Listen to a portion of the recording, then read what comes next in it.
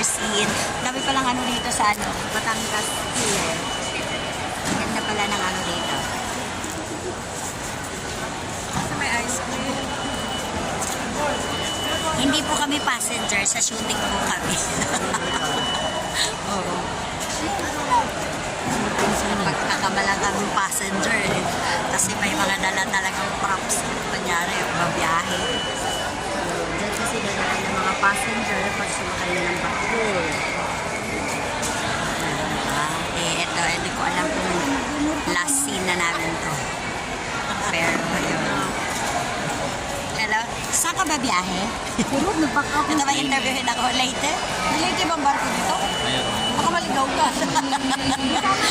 Baka hindi pa later yung barko na yun. Mali lady dito? Sure ka?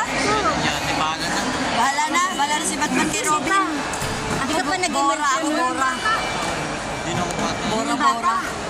Oo. May ID ka? Anong ID mo?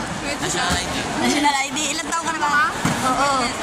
O talaga itong si RG, mukhang totoy. MLQ yun, Manuel L. Quezon, movie. Oo. Eh kami, magbibigan kami, kaya hindi ako pwede mag-taping ng 16. Oo. We're going to vegan.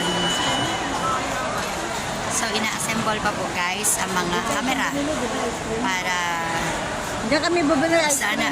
Ay, diyan kayo bumili ng ice cream? Masarap. Masarap nga ng ice cream. Tapos, ginamit pa diba sa eksena yung ice cream. Kala ko bawal kumain ng ice cream sa eksena. Pwede Siyempre, pala. alam mo na. Siyempre, alam mo na. Tayo nga eh. Sino yan? Siyempre, artista eh. Oo. Si Manu. Nagdidrip. Ganun talaga. Yan. Hindi, ina-assemble pa lang. Yung artista, nagpapakute. Kahit Oo, ina-assemble pa lang yung camera. Ayun. Dito po. tama natin.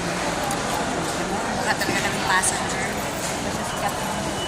Kaninang eksena ko. Hinimatay ako na pasahero. Galing ko manimatay. Kaya lang ang init ng bilagsakan kung sa semento ha. Oo.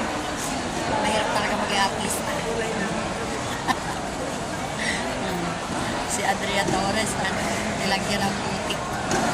Siya bida dito pa, Andrea Torres. Incoming, teleserye ng Jimmy.